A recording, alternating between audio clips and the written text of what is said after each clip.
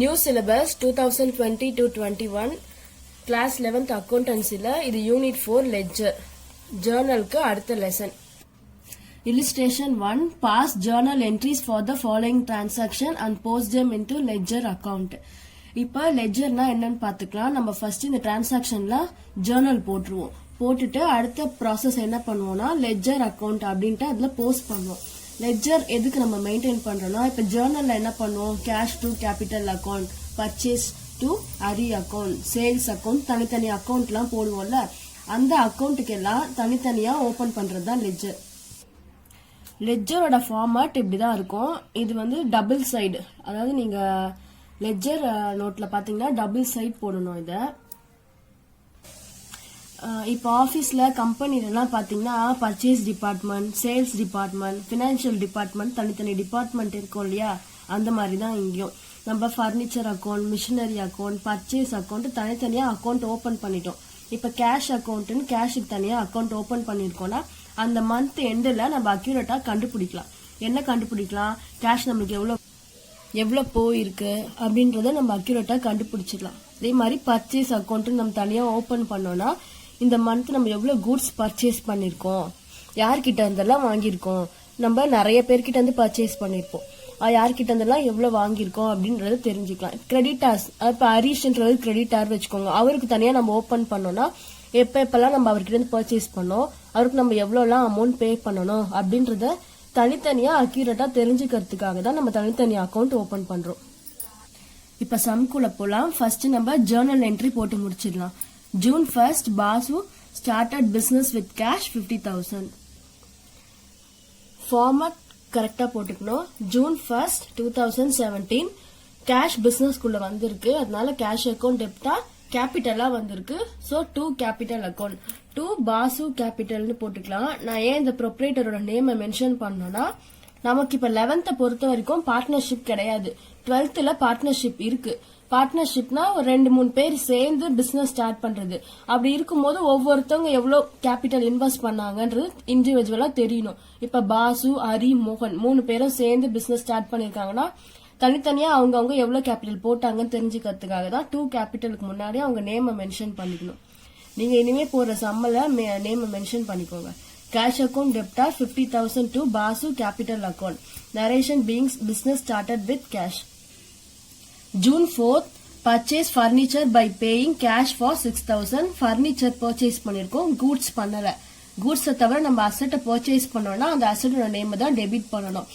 நம்ம கேஷ் கொடுத்து பர்ச்சேஸ் பண்ணிருக்கோம், கேஷ் பே பண்ணோம்னா பிசினஸ் விட்டு கேஷ் வெளியில போகுது, 2 கேஷ்னு போடுவோம். June 4th, furniture account debtors to cash account 6,000 being furniture purchase.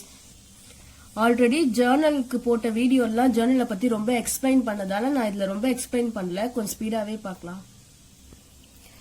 June 7, purchase machinery on credit from Harish 10,000. Machinery purchase பண்ணிருக்கோம், மறுபடியும் இது கூட்ஸ் கிடையாது. அப்ப அந்த என்ன பர்ச்சேஸ் பண்ணிருக்கோமோ அதோட நேம போடுவோம். இப்ப மிஷினரி பர்ச்சேஸ் பண்ணிருக்கதால மிஷினரி ஒரு asset. Machinery account debtors to கிரெடிட்க்கு பர்ச்சேஸ் பண்ணிருக்கோம், கிரெடிட்னா கடன். அப்ப அந்த கிரெடிட்டார் யாரு, Harish. So machinery account debtors to Harish account 10,000. Entry போட்டாச்சு. Narration being machinery purchase on credit. June 10, bought goods for cash 4,000. இப்பதான் நம்ம கூட்ஸ் பர்ச்சேஸ் பண்ணிருக்கோம். கூட்ஸ் பர்ச்சேஸ் பண்ணா மட்டும்தான் பர்ச்சேஸ் அக்கௌண்ட் டெபிட் போடுவோம். கேஷுக்கு பண்ணிருக்கோம், கேஷ் பிசினஸ் விட்டு வெளியில போயிருக்கு, 2 cash. June 10, purchase account debtor to cash account 4,000 being cash purchase made. June 18, paid insurance premium 100. இப்ப இதெல்லாம் ஒரு எக்ஸ்பென்சஸ் நம்ம பே பண்ணிருக்கோம், அதாவது பேங்க் மூலியமா பே பண்ணிருந்தோம்னா நம்மளுக்கு நெட் பேங்கிங் இல்ல பேங்க், கிரெடிட், டெபிட் கார்டு, இதெல்லாம் credit card, debit card, NEFT எல்லாம் கொடுத்திருப்பாங்க. அது எதுவுமே இங்க மென்ஷன் பண்ணலன்னா நம்ம கேஷ் மூலியமா பே பண்ணிருக்கோம் தான் எடுத்துக்கணும். பே பண்ணா கேஷ் பிசினஸ் விட்டு வெளியில போகும். So 2 cash. என்ன எக்ஸ்பென்சஸோ அது மேல டெபிட் பண்ணுவோம். June 18, insurance premium account debtor to cash account 100 being insurance premium paid. இப்ப ஜர்னல் ஃபுல்லா நம்ம போட்டாச்சு. நெக்ஸ்ட் இத அடுத்தது லெட்ஜர்ல போஸ்ட் பண்ணணும். அதுக்கு முன்னாடி என்ன பண்றதுன்னு பாத்துக்கலாம். ஜேர்னல் போடுறதுக்கு இது இம்பார்ட்டன்ட் ப்ராசஸ். இதை பாத்துக்கோங்க. மொத்தம் என்னென்ன அக்கௌண்ட் இருக்கோ அதெல்லாம் நம்ம எழுதிக்கணும். நம்ம ஃபர்ஸ்ட்ல இருந்து வரலாம். ஃபர்ஸ்ட் என்ட்ரியில பாருங்க, cash account to Basu capital account இருக்கு. எத்தனை அக்கௌண்ட் இருக்கு? 2 அக்கௌண்ட் இருக்கு. Cash account, Basu capital account. நான் இங்க கேஷ் அக்கௌண்ட் எழுதிக்கிட்டேன், கேபிட்டல் அக்கௌண்ட் எழுதிக்கிட்டேன். அடுத்த என்ட்ரியில பாருங்க, பர்னிச்சர் அக்கௌண்ட், கேஷ் அக்கௌண்ட் இருக்கு. கேஷ் அக்கௌண்ட் ஆல்ரெடி எழுதியாச்சு, அதனால பர்னிச்சர் அக்கௌண்ட் மட்டும் எழுதிக்கலாம். இங்க தேர்ட் பர்னிச்சர் அக்கௌண்ட். அடுத்த என்ட்ரியில மிஷினரி அக்கௌண்ட், ஹரிஷ் அக்கௌண்ட்னு இருக்கு. மிஷினரி அக்கௌண்ட், ஹரிஷ் அக்கௌண்ட்னு எழுதியிருக்கேன். அடுத்த என்ட்ரியில purchase account, cash account. Cash account already எழுதுனதால பர்ச்சேஸ் அக்கௌண்ட் மட்டும் எழுதிக்கிறேன், பர்ச்சேஸ் அக்கௌண்ட். அடுத்த என்ட்ரியில insurance premium account to cash account. Cash account மறுபடியும் இருக்கு, அதனால இன்சூரன்ஸ் பிரீமியம் அக்கௌண்ட் மட்டும் எழுதிக்கிறேன். பாத்தீங்கன்னா மொத்தம் எத்தனை அக்கௌண்ட் இருக்கோ அத்தனை அக்கௌண்ட்டை நீங்க எழுதிக்கோங்க. ரிப்பீட்டடா வர அக்கௌண்ட்டை ரிப்பீட்டடா எழுத தேவையில்ல, ஒரு தடவை எழுதுனா போதும். எனக்கு டோட்டலா 7 அக்கௌண்ட் இருக்கு. இந்த டிரான்சாக்சன்ல ஜேர்னல் போட்டதுல நமக்கு 7 அக்கௌண்ட் இருக்கு. மறுபடியும் சொல்றேன், ரிப்பீட்டடா வர அக்கௌண்ட்டை எழுத வேணா, ஒரு தடவை எழுதுனா போதும். இப்ப இந்த 7 அக்கௌண்ட்டுக்கும் லெட்ஜர் போடுறது பார்க்கலாம். First cash account. Cash account எப்படி போடுறதுன்னு பார்க்கலாம். இது கேஷ் அக்கௌண்டோட ஃபார்மட். இது இப்ப நம்ம அக்கௌண்ட்ஸ் நோட்ல சம் போடுவோம். அக்கௌண்ட்ஸ் நோட்ல இப்படிதான் இருக்கும் காலம் எல்லாம். இங்க டேட் போட்டுக்குவோம், இங்க பர்டிகுலர்ஸ், இங்க ஜேஎஃப். ஜேர்னல்ல நம்ம எல்எஃப்னு போட்டிருப்போம். எல்எஃப்னா லெட்ஜர் ஃபோலியோ, அதாவது லெட்ஜரோட ரெஃபரன்ஸ் நம்பர். இங்க ஜேஎஃப்னு ஏன் போடுறோம்னா இது ஜேர்னல் ஃபோலியோ. இப்ப நம்ம இங்க போடுறோம்ல அக்கௌண்ட் எல்லாம், இதுல ஜேர்னல்ல வச்சு ரெஃபரன்ஸுக்கு பாத்துக்குவோம்.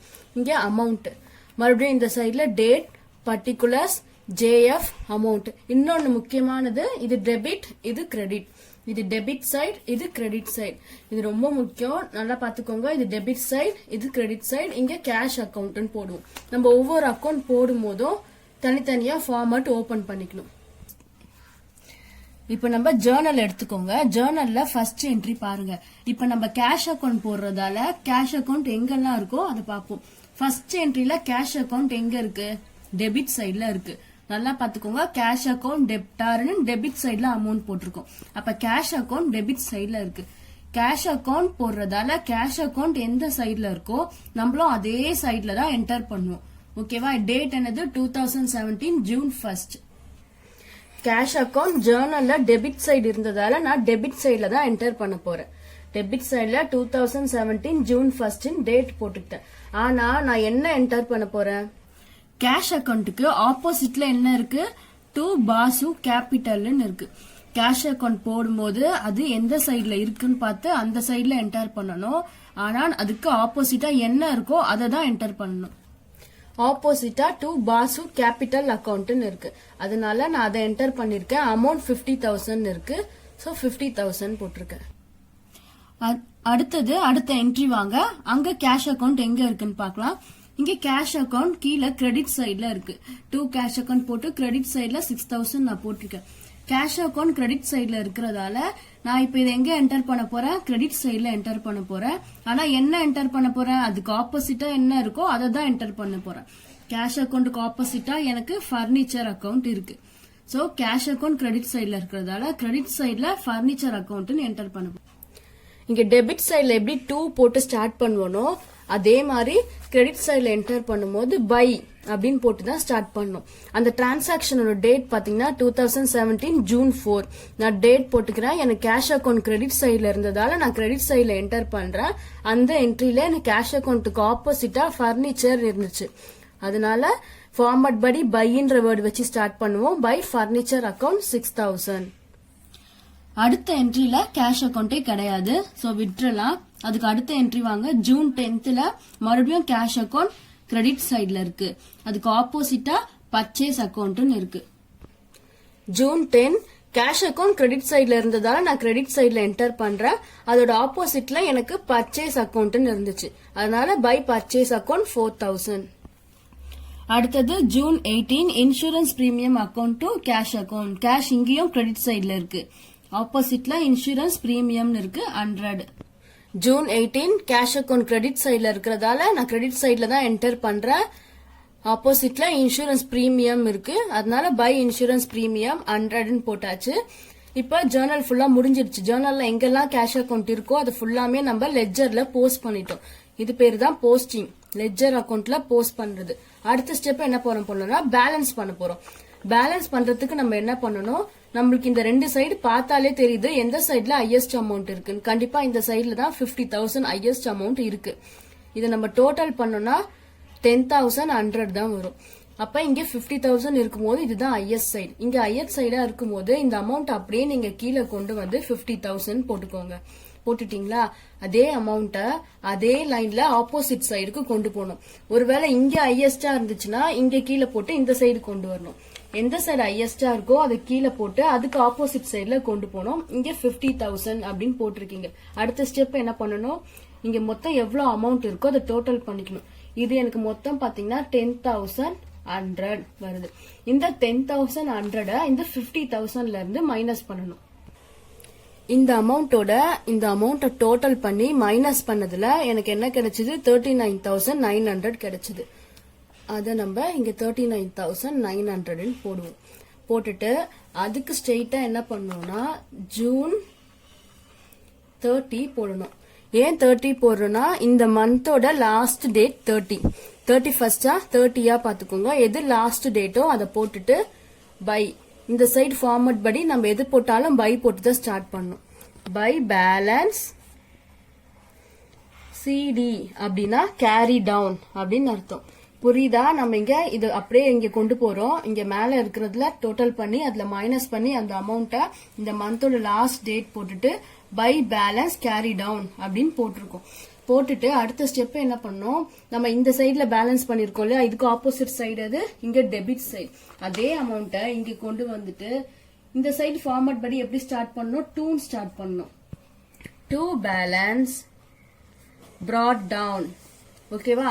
நம்ம இந்த மந்த்துக்கு கேஷ் அக்கௌண்ட் போட்டதுல நம்மளுக்கு பேலன்ஸ் 39,900 கேரி டவுன் பண்ணிருக்கோம். அதே பேலன்ஸ் நம்ம நெக்ஸ்ட் மந்த்துக்கு கொண்டு போறோம். நெக்ஸ்ட் மந்த்துக்கு ஜூனுக்கு அப்புறம் என்னது, ஜூலை 1 போடுவோம். ஏன்னா அடுத்த மாசத்தோட ஸ்டார்டிங்க்கு நம்மளுக்கு எவ்வளவு பேலன்ஸ் இருக்கு கேஷ் அக்கௌண்ட்ல, 39,900 டெபிட் பேலன்ஸ் இருக்கு. டெபிட் சைட்ல போட்டிருக்கோம் இல்லையா, அதனால டெபிட் பேலன்ஸ் இத 39,900 அப்படின்னு அடுத்த மாசத்தோட ஸ்டார்டிங் டேட்டுக்கு போட்டு பேலன்ஸ் brought down போடுவோம். நெக்ஸ்ட் கேபிட்டல் அக்கவுண்ட் பார்க்கலாம். கேபிட்டல் அக்கவுண்ட்டுக்கு ஃபார்மட் போட்டாச்சு. இப்ப ஜேர்னல்ல கேபிட்டல் அக்கவுண்ட் எங்க இருக்குன்னு பார்க்கலாம். ஜேர்னல்ல ஃபர்ஸ்ட் என்ட்ரில மட்டும் தான் கேபிட்டல் இருக்கு. இப்ப கேபிட்டல் எங்க இருக்கு, கிரெடிட் சைட்ல இருக்கு. அப்ப நம்ம கிரெடிட் சைட்ல என்டர் பண்ணுவோம். ஆனா அதுக்கு ஆப்போசிட்டா என்ன இருக்கு, கேஷ்னு இருக்கு. ஆப்போசிட்டா என்ன இருக்கோ அந்த நேம் தான் என்டர் பண்ணும். கேபிட்டல் கிரெடிட் சைட்ல இருக்கு. Date 2017 June 1. கேபிட்டல் கிரெடிட் சைட்ல இருக்கிறதால நான் கிரெடிட் சைட்ல என்டர் பண்றேன். அதுக்கு ஆப்போசிட்டா எனக்கு என்ன இருந்துச்சு, கேஷ் அப்படின்னு இருந்துச்சு. அப்ப நான் என்டர் பண்ணும்போது கேஷ் தான் போடுவோம். கிரெடிட் சைட் படி எப்படி ஸ்டார்ட் பண்ணோம், நம்ம ஃபார்மட்டை பை தான் ஸ்டார்ட் பண்ணுவோம். By cash account 50,000. வேற எந்த என்ட்ரிலயுமே கேபிட்டல் கிடையாது. ஓகேவா? இப்ப நம்ம அதை பேலன்ஸ் பண்ணிருக்கோம். வேற எங்கேயுமே கேபிட்டல் கிடையாது. அவ்வளவுதான். இப்ப இது எப்படி பேலன்ஸ் பண்றது பாக்கலாம். நம்ம எப்போ என்ன பண்ணுவோம், ரெண்டு சைடுல எந்த சைடு அதிகமா இருக்குன்னு பாப்போம். இந்த சைடுல நம்மளுக்கு ஒண்ணுமே இல்ல, இங்க மட்டும் தான் இருக்கு. அப்ப டெஃபினட்டா இந்த சைடு தான் அதிகம்.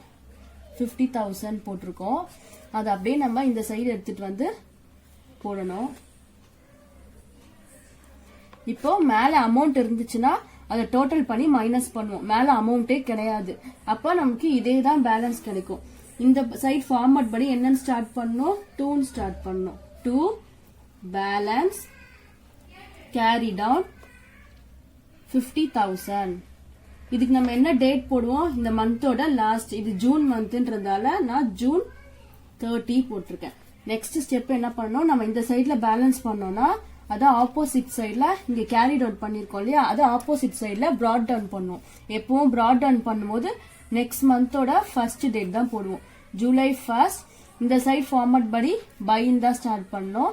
பை பேலன்ஸ் brought down அதே 50,000. நமக்கு பேலன்ஸ் கேரி டவுன் எங்க பண்றோமோ அதோட ஆப்போசிட் சைட்ல தான் brought down பண்ணுவோம். இன்னொன்னு கேரி டவுனுக்கு அந்த மந்தோட லாஸ்ட் டேட்டை போடணும். brought downக்கு அடுத்த மந்தோட ஃபர்ஸ்ட் டேட்டை போடணும். அடுத்தது பர்னிச்சர் அக்கவுண்ட். ஃபர்னிச்சர் அக்கௌண்ட்டும் ஒண்ணுதான் இருக்கு. பாத்தீங்கன்னா அது டெபிட் சைட்ல இருக்கு. ஜூன் 4 டெபிட் சைட்ல இருக்கு. டெபிட் சைட்ல இருந்துச்சுன்னா நம்ம டெபிட் சைட்ல என்டர் பண்ணோம். அதுக்கு ஆப்போசிட்டா என்ன இருக்கு, கேஷ்னு இருக்கு. அப்ப டெபிட் சைட்ல 2 கேஷ் 6000 என்டர் பண்ணோம். ஜூன் 4 ஃபர்னிச்சர் அக்கௌண்ட் டெபிட் சைட்ல இருந்தா நான் டெபிட் சைட்ல என்டர் பண்ணிருக்கேன். ஃபர்னிச்சர் அக்கௌண்ட்க்கு ஆப்போசிட்ல 2 கேஷ்னு இருந்துச்சு. அதனால 2 கேஷ் அக்கௌண்ட் 6000. இப்ப பாத்தீங்கன்னா இந்த சைடு எனக்கு ஒண்ணுமே கிடையாது. ஃபர்னிச்சர் அக்கௌண்ட்டுக்கு ஒரே என்ட்ரி தான் இருந்துச்சு. 6000 நான் அப்படியே கீழே எடுத்துட்டு வந்திருக்கேன். இது அடுத்த சைடுக்கு கொண்டு போயிருக்கேன். இங்க மேல மைனஸ் பண்றதுக்கும் எதுவும் இல்ல. அதனால எனக்கு அதே 6000 தான் கேரி டவுன் வரும். கேரி டவுனுக்கு எப்பவும் அந்த மந்தோட last date June 30 by balance carry down. நம்ம கேரி டவுன் பண்ணதை அதுக்கு ஆப்போசிட் சைட்ல எடுத்துன்னு வந்து பிராட் டவுன் பண்ணோம். நான் இங்க ஜூலை 1 2 பேலன்ஸ் பிராட் டவுன் 6000. அடுத்தது மிஷினரி அக்கௌண்ட். இங்க மிஷினரி அக்கௌண்ட் பாத்தீங்கன்னா ஜூன் 7ல மிஷினரிக்கு ஒரே ஒரு என்ட்ரி தான் இருக்கு. மிஷினரி அக்கௌண்ட் டெபிட் சைட்ல இருக்கு. சோ நம்ம டெபிட் சைட்ல தான் என்டர் பண்ண போறோம். அதுக்கு ஆப்போசிட்ல ஹரிஷ்னு இருக்கு. அதனால டெபிட் சைட்ல ஜூன் 7 2 ஹரிஷ் அக்கௌண்ட் 10,000 என்டர் பண்ணுவோம். என்டர் பண்ணியாச்சு. அடுத்தது அந்த அமௌண்ட்டை கீழே எடுத்துட்டு வந்து போடுவோம். அதே அமௌண்ட்டை ஆப்போசிட் சைட் கொண்டு போவோம். மேல அமௌண்ட் இருந்தா மைனஸ் பண்ணுவோம், இல்லைன்னா அதே அமௌண்ட் தான் வரும்.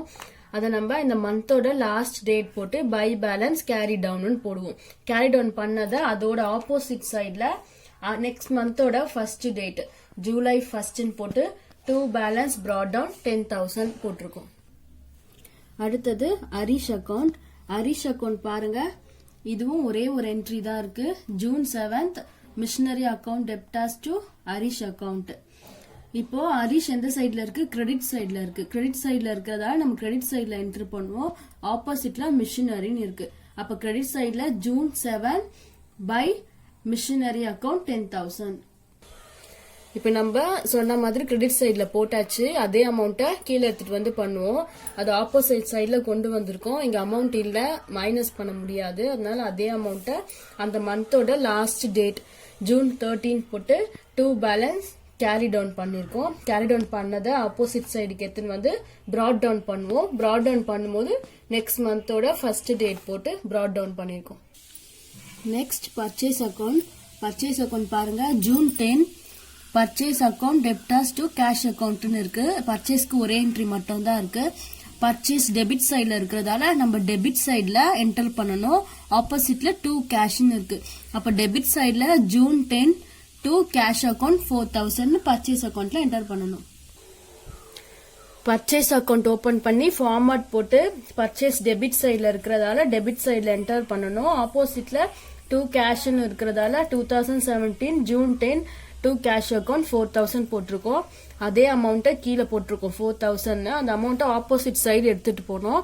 அங்க மேல ஏதாச்சும் போட்டிருந்தா மைனஸ் பண்ணுவோம், இல்லைன்னா அதே சேம் அமௌண்ட் 4,000 அந்த மந்தோட லாஸ்ட் டேட் ஜூன் 13 போட்டு பை பேலன்ஸ் கேரி டவுன் பண்ணுவோம். கேரி டவுன் பண்ணதை கண்டிப்பா ஆப்போசிட் சைட்ல எடுத்துட்டு வந்து பிராட் டவுன் பண்ணணும். அதாவது நெக்ஸ்ட் மந்த்துக்கான ஸ்டார்டிங் டேட் போட்டு.